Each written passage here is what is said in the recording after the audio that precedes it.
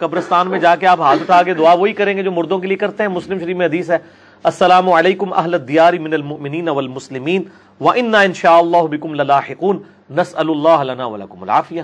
بس یہ مردے کے لیے دعا کریں گے. اس کے علاوہ اگر کوئی دعا کرنی ہے اللہم اغفر لحینا ومیتنا کر لیں. باقی عام دعا کا جو پروٹوکول ہے کہ آپ نے اللہ کی حمد اور درود شریف کے ساتھ دعا شروع کرنی ہے, یہی آپ نے قبرستان بھی کرنی ہے.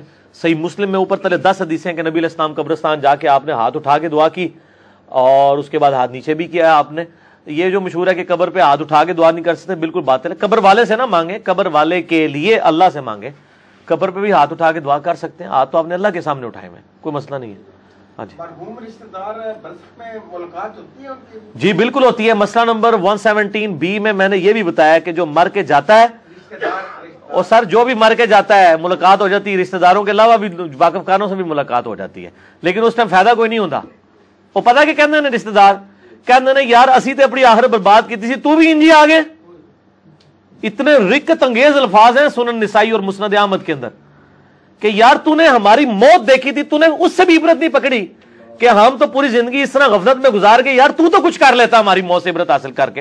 اے کہندے جی اللہ نہ کرے کہ اس طرح دی کوئی ملاقات ہوئے, کوئی چنگی ملاقات ہوئے تو فائدہ ہے مرنے تو بعد. جی ہاں حال وال پوچھتے ہیں اور پچھلوں کا, لیکن وہ پوچھ ہی سکتے ہیں نا, کچھ کرتے نہیں سکتے. ٹھیک ہے جی, ادھر بیٹھے ہوئے بھی صرف دعا ہی کر سکتے ہیں, ادھر والے صرف رو پیٹ ہی سکتے ہیں, وہ تو کچھ کر نہیں سکتے. تو یہ ہے کہ بہتر یعنی تیاری کی جائے. ملاقات دا شوق ہے اللہ دے بندو, اللہ دے نال ملاقات دا شوق رکھو کہ اللہ دے سامنے سرخروئی ہوئے. رشتہ دار تو سب بھول جانے. قرآن پاک میں آتا ہے کہ خاوند بیوی سے بھاگے گا, بیوی خاوند سے بھاگے گا, اور بلکہ مرد کہے گا اللہ میری بیوی بچے ماں باپ لے لے مجھے چھوڑ دے. یہ قرآن کے الفاظ ہیں. تو تمہیں کہڑے رشتہ دار ملاقات دا شوق ہے؟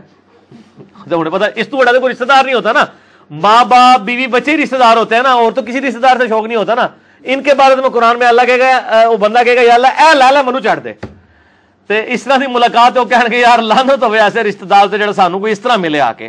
اللہ نہ کرے ایسا ہو. میں کوئی اسپیسیفکلی نہیں بات کر رہا, ایک جنرل بات کر رہا ہوں کہ وہ جو شوق کی بات کرتے ہیں ان کو کہ رشتہ داروں سے شوق کی بجائے نا آپ اپنی آخرت کی فکر کریں.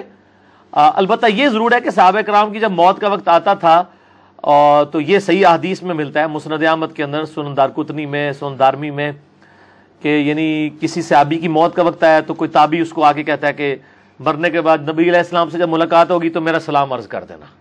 یہ روایتیں ملتی ہیں. تو وہ تو چلیں ایک ٹھیک ہے, باقی تو ہر بندے نے اپنے اعمال اپنے ساتھ لے کے جانے, سیدھی سی بات.